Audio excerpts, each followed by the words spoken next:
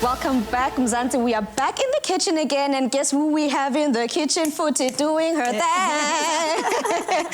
Zaki, you've already actually started. You are there already. Jay, do you think she's up to standard in terms of? For sure, girl. For sure.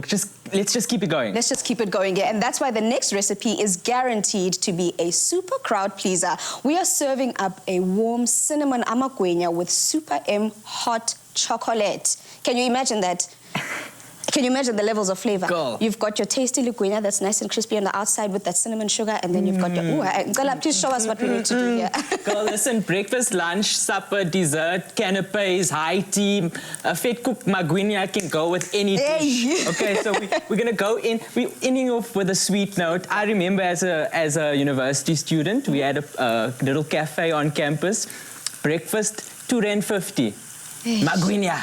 Just somewhere like that with a cup of tea. And you know, it keeps you full for like half the day. Exactly. Basically. So you can have amagwinya in the morning and then you're full for the entire day, and then next thing you know, it's lunchtime. Exactly. Firstly, you can't, I mean, do you remember those days where you could get something for R2.50? It's like and also the student budget, so... So I'm just going to be heating up some of our Super M. We've chosen the chocolate flavor. And you know, this is the quintessential Mzansi snack, perfect for a snack at school, a snack on the go, replacing your morning coffee. It's so perfect that we're actually only going to be warming it up. That's simple. That's perfect. Yeah, and I mean, to me, have you seen what's going on over here? I'm watching proudly. I mean, can you see how I'm so proud of myself. No, without any instruction, girl, snaps for you. Fast learner.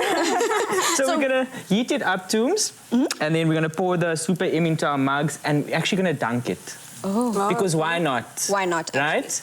And I think these are ready to flip over, and then you're going to be helping with just dipping them in some cinnamon sugar. And I like how it's not too dark. Yeah. Really taking its time to cook through in the middle. So how do I know when it's ready? Well, actually, my granny taught me this trick with cousisters. If they are ready, they actually... If you give them some time, they actually flip over on their own. On their own, yes. Oh. They do like they do the work for you. They do the magic for you. But also another thing, if you want to check if they're ready, they also stop bubbling up a lot. They initially start bubbling up a lot because they're cooking, and then once they stop bubbling up too much, then you know that it basically is time to either flip them or move them into onto paper towel like we've got over here.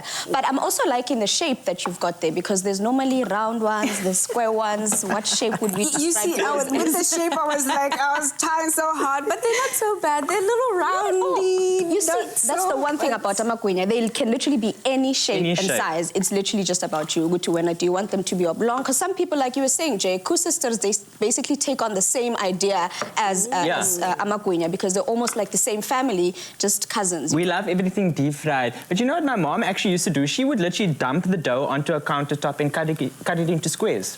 It's the easiest way to get them, you know, a uniform shape. Uniform shape. So square, circle, you know, we very shape positive on the show. So whatever shape you choose, you can go ahead. So I'm just going to put some cream over the top just for extra lusciousness. This is an optional extra, so I'm going to just add some marshmallows onto these. Wow. And then what we'll do is I'm going to actually take the ones you've just made now, and I'm going to put them in our cinnamon sugar here. It's for you. Immediately. And they're so nice and light and airy. And then you should be able to taste that crunch as I go into it. I actually have some here that we've made before to me, so maybe you can sprinkle on some cinnamon sugar on some of these. I'll do that as soon as I take a bite. I'm just going to dip one in here for myself. One still needs to stay there. That's fine.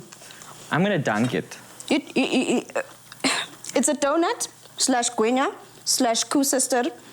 It's divine. I'm sorry to leave you hanging. Go ahead.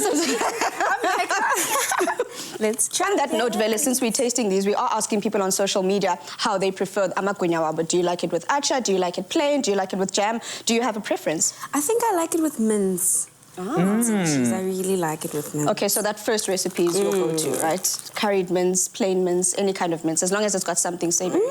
This is good. It is, nah? Light and airy. Like a churro.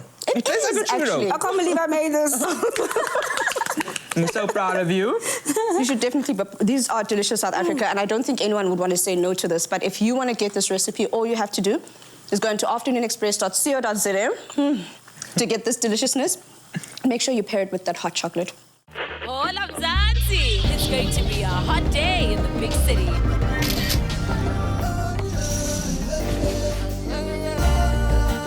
Super M, anytime gap filler. Made with love by Clover.